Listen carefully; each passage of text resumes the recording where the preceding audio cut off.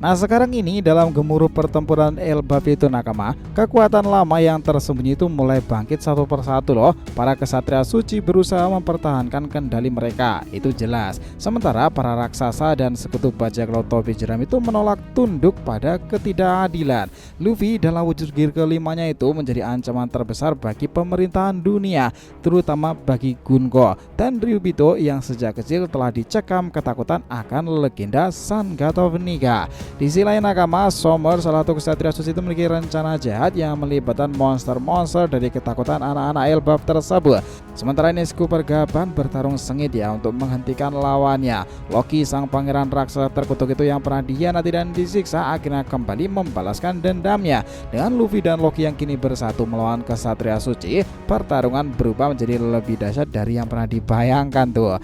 Sementara ini di balik bayangan Marijoa, Im Sama itu mengawasi pergerakan tersebut dengan dingin, merancang langkah berikutnya untuk memastikan bahwa Nika tidak akan kembali mengguncang ngubah dunia tersebut. Apakah takdir benar-benar bisa diubah, ataukah ini justru awal dari kehancuran yang selama ini mereka takuti? Yos, ini menarik nakama. Selamat datang teman-teman. Kita akan bahas alur cerita prediksi ini dengan Mimin di sini. Joy Boy The Library of Nika. Let's go, kita mulai ceritanya.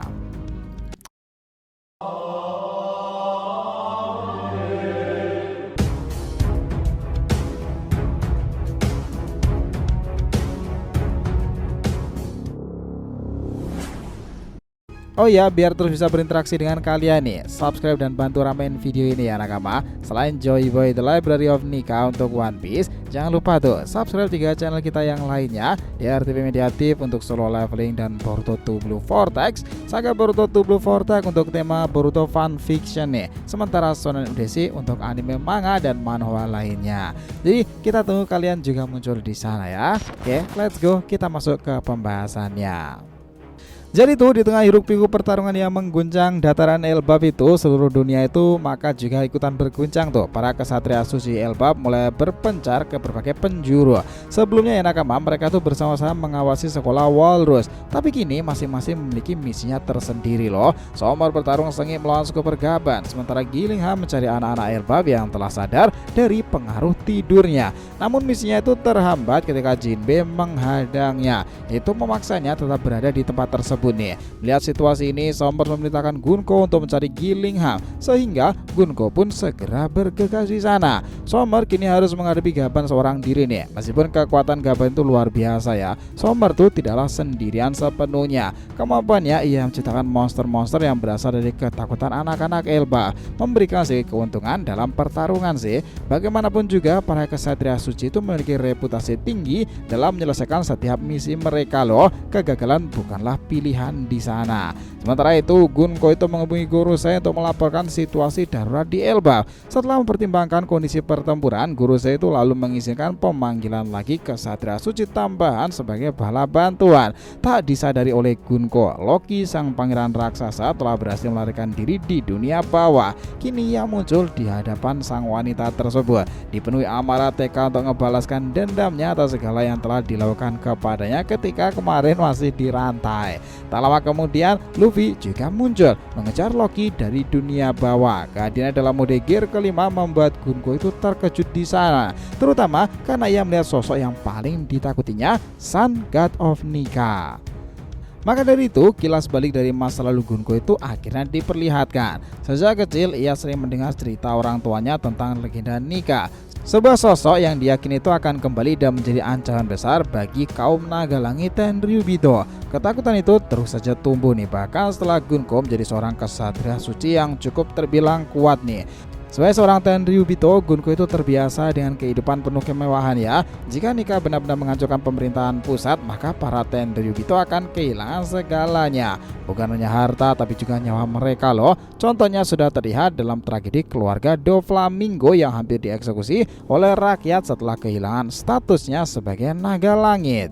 Nah, itulah kenapa dia itu begitu takut nih dengan Nika tersebut. Nah, di sini kembali ke pertempuran lagi. Gunko masih gemetar melihat Luffy dalam wujud gear kelima tersebut sesuai bayangannya. Kesatria suci dari keluarga J Garcia itu yang baru tiba pun menyadari ketakutan Gunko dan bertanya-tanya apa yang sedang terjadi. Di sisi lain Nakama, Loki memberitahu Luffy bahwa adalah salah satu Tenryubito yang telah menyiksanya. Menariknya, Gunko malah lebih takut pada Luffy dibandingkan Loki loh. Loki menyadari ini dan mulai menduga bahwa kekuatan Luffy dalam wujud Nika jauh lebih besar daripada yang dibayangkan. Namun Gunko berusaha menenangkan diri dan mengusulkan rencana baru. Dirinya akan melawan Loki, sementara Kesatria Suci J Garcia itu akan menghadapi Luffy nih dalam wujud Nika tersebut. Pertempuran sengit pun akhirnya benar-benar dimulai. Loki dan Luffy dengan cepat bereaksi terhadap serangan yang datang. Loki berhasil menangkis serangan Gunko, sementara Luffy menghindari serangan Kesatria Suci J Garcia tersebut. Setelah menyadari bahwa mereka memiliki musuh yang sama, Loki dan Luffy setuju untuk bekerja sama sementara waktu ini. Dia menggunakan teknik gear kelima bernama Wedge Star Gun, sementara Loki mengayunkan palu Ragnir miliknya tersebut. Kali ini palu tersebut tidak hanya mengeluarkan petir raja, tapi juga menciptakan angin kencang yang mengguncang dataran area pertarungan. Gunko dan Kesatria Suci J Garcia terlempar jauh akibat serangan-serangan tersebut. Nah, di tempat lain Nakama, Super Gaban yang sedang bertarung melawan Somers mulai merasakan aura haki luar biasa dari Loki dan juga Luffy. Hal ini jelas membuatnya makin tertarik dengan situasi yang berkembang di Elbaf ya. Somers yang juga merasakan kekuatan tersebut mulai bertanya-tanya apa yang sedang terjadi di tempat itu. Gaban jelas memanfaatkan kesempatan ini untuk melancarkan serangan dengan kapak kembarnya. Dia Somers mencoba menangkis dengan pedangnya yang dilapisi buso Sokuno Haki tingkat tinggi, tapi tetap saja terlempar jauh ke dalam hutan nih. Nah, di sini monster ciptaan Somers mulai dihancurkan satu persatu oleh Gaban. Menyadari bahwa pertarungan langsung tidak menguntungkan, Somers mengubah strateginya. Ia menggunakan kekuatan untuk menciptakan beberapa monster terkuat yang berasal dari ketakutan orang-orang di masa lalu. Kelebihan kekuatan itu adalah ia dapat menyimpan bentuk monster yang pernah ia ciptakan sebelumnya, sehingga kali ini ia milih yang paling kuat. Dengan jumlah maksimal monster yang bisa ia panggil nih, dia segera mengirim mereka ke tempat Gaban berada. Namun Somers sendiri tidak berniat menyusul monster-monster itu ya. Sebaliknya ia bergerak secara diam-diam menuju area sekolah Walrus. Ini menarik Nakama. Di sekolah itu ya, Kolon sendiri bocah raksasa yang merupakan anak dari Gaban berada di bawah perlindungan Robin dan juga yang lainnya. Pada pertempuran besar yang terjadi di hutan, Kolon sendiri itu sangat ingin terlibat. Namun Robin dan Usopp menahannya karena pertarungan tersebut terlalu bahaya bagi seorang anak meskipun raksasa. Nah, di sini pertempuran di hutan makin sengit lagi terjadi. Beberapa monster ciptaan Somers memiliki kemampuan unik untuk mengeluarkan api dan juga petir. Itu jelas menyebabkan kebakaran di beberapa titik area. Jauh dari sana pula di kastil tinggi Marijoa, Im Sama sedang berada di ruangan bunga.